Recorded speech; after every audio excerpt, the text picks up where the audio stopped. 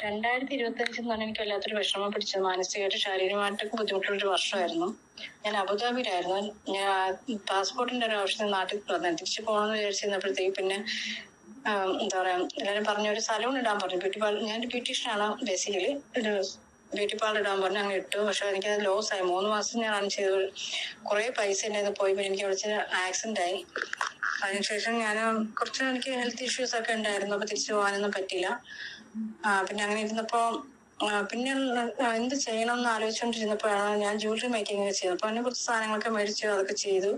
അപ്പൊ അത് സെയിലൊന്നും ചെയ്യാൻ പറ്റിയിട്ടില്ല. പിന്നെ കുറച്ച് സാധനങ്ങൾ ഓൺലൈൻ വഴി വരുത്തി. അപ്പൊ അത് കുറച്ച് ഓൺലൈനിൽ അങ്ങനെ ബിസിനസ് സക്സസ് ആയില്ല.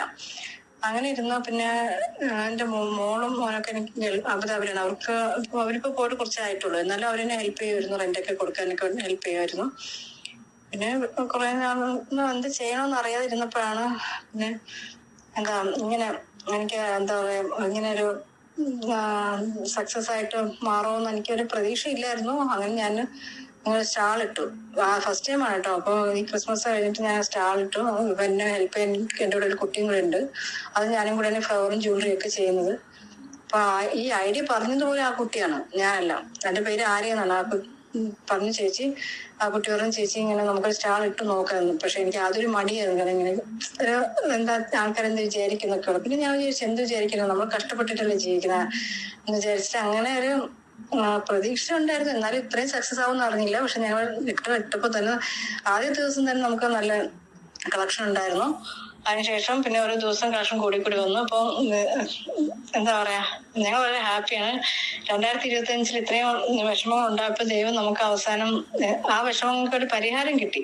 അപ്പൊ നമ്മൾ മാത്രമല്ല, ഇപ്പൊ ആർക്ക് വേണമെങ്കിലും ചെയ്യാവുന്ന ബിസിനസ് ആണ്. വീട്ടിൽ വെറുതെ ഇരിക്കുന്ന എന്താ പറയാ ഹൗസ് വൈഫിനൊക്കെ ചെയ്യാം. പിന്നെ ഇപ്പോ കൂടുതലും ചെയ്യുന്ന ഈ എന്താ പറയാ പഠിച്ചിറങ്ങിയ കുട്ടികളൊക്കെ പാർട്ട് ടൈം ആയിട്ടൊക്കെ ചെയ്യുന്നുണ്ട്. അപ്പൊ അതുപോലെ നമുക്ക് ആർക്ക് വേണമെങ്കിലും ചെയ്യാവുന്ന ഒരു ബിസിനസ് ആണിത്. അപ്പൊ ആരും വെറുതെ വീട്ടിൽ ഇരുന്നിട്ട് എന്ത് ചെയ്യുന്ന പ്രതീക്ഷ അങ്ങനെ വിഷമിച്ചിരിക്കേണ്ട ആവശ്യം. നമ്മൾ വിചാരിച്ചു കഴിഞ്ഞാൽ തീർച്ചയായും നമുക്ക് സക്സസ് ആവാൻ പറ്റും. പക്ഷെ നമ്മൾ വിചാരിക്കണം.